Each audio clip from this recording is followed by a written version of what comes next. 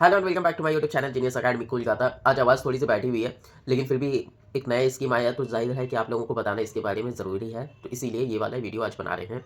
तो स्कीम कुछ इस तरह से है, जैसे लक्ष्मी भंडार का अमाउंट आपके बैंक में आता है, जैसे लाडली बहना योजना का अमाउंट बैंक में आता है, ठीक उसी तरह से एक नया स्कीम आया है जिसका नाम है जंप डिपॉजिट स्कीम। जी हाँ, इस डिपॉजिट स्कीम में भी आपके अकाउंट में 500 रुपये से लेकर 5000 तक आपके अकाउंट में आ सकते हैं। और इसके लिए आपको ना कोई फॉर्म फिल करना है, ना कहीं पे लाइन में लगना है, कुछ नहीं करना है। घर बैठे-बैठाए आपके अकाउंट में पैसे आ जाएँगे। सुनकर अच्छा लगा? तो चलिए, इतनी खुश होने की बात नहीं है, इसके पीछे की सच्चाई के बारे में जानते हैं। इसके पीछे की सच्चाई ये है कि आजकल मार्केट में हर दूसरे दिन हर एक नया तरीका से आ जाता है कि पैसे किस तरह से बनाया जाए, किस तरह से लूटा जाए। तो ठीक उसी तरह से है जो अभी एकदम करंटली जो चल रहा है, वो है जंप डिपॉज़िट स्कीम।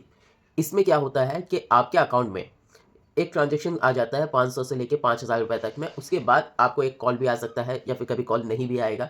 तो उस दौरान पे ये होता है, मान लीजिए कि आपको किसी ने कॉल किया डिपॉज़िट के अमाउंट के बाद, कह के अपना एक फैब्रिकेटेड स्टोरी बता देंगे, यानी कि एक बनी बनाई स्टोरी बता देंगे कि हम किसी और के अकाउंट में डालने वाले थे, आपके इसमें आ गया है, मेरा मेडिसिन का पैसा था, मेरा पर्सनल था या बहुत मजबूरी वगैरह ये सारी चीज़ें हैं। आपको इस तरह से करके मैनिपुलेट कर लेंगे वो लोग। उसके बाद वो क्या होगा कि बोलेंगे आपको कि मतलब चेक करने हम रिक्वेस्ट किए हैं, प्लीज़ जो मेरा अमाउंट है वो अमाउंट आपको दे दीजिए। लेकिन मान लीजिए कि अगर उन्होंने ₹500 का अमाउंट डाला भेजा है, वो फैक्ट है कि 500 का अमाउंट भेजेंगे, एक एग्ज़ाम्पल दे रहे हैं।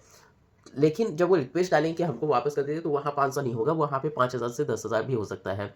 तो आप जैसे ही अपना यूपीआई पिन डाल के अपना बैलेंस चेक कीजिएगा, तुरंत ही आपके अकाउंट से पैसे कट जाएँगे।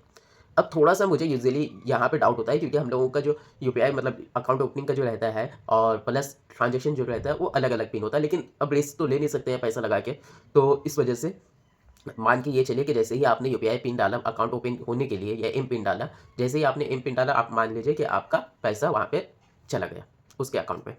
अब आ जाते हैं कि इससे बचे कैसे? तो सबसे पहला चीज़, मान लीजिए कि आपको किसी ने 2000 या ₹500 डाला, उसके बाद आपको किसी ने कॉल भी कर लिया।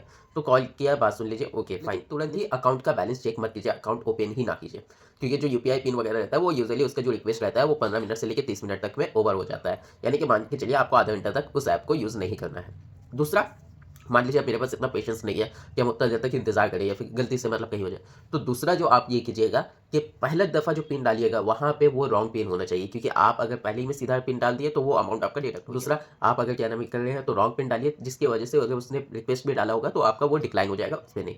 तो इन दोनों बातों को ध्यान से रखिएगा। अगर फिर भी आपको लगता है कि नहीं शायद वो सच कह रहा है, ये कर रहा है, तो अपने मोबाइल से नहीं, आप बैंक जाइए, बैंक में जाइए, उसका बैंक के थ्रू डिपॉज़िट कर दीजिए। अगर आपको अपनी ह्यूमैनिटी या इंसानियत है अगर दिखाना है। लेकिन अगर जानने के बाद भी ये सारी चीज़ करना है तो वो इंसानियत कम बेवकूफ़ी ज़्यादा होता है। तो इन सारी चीज़ों को ध्यान पे रखिएगा। अगर अच्छा लगा हो तो चैनल को लाइक, कमेंट और सब्सक्राइब कर दीजिए, ठीक है? चलिए, टेक केयर, बाय।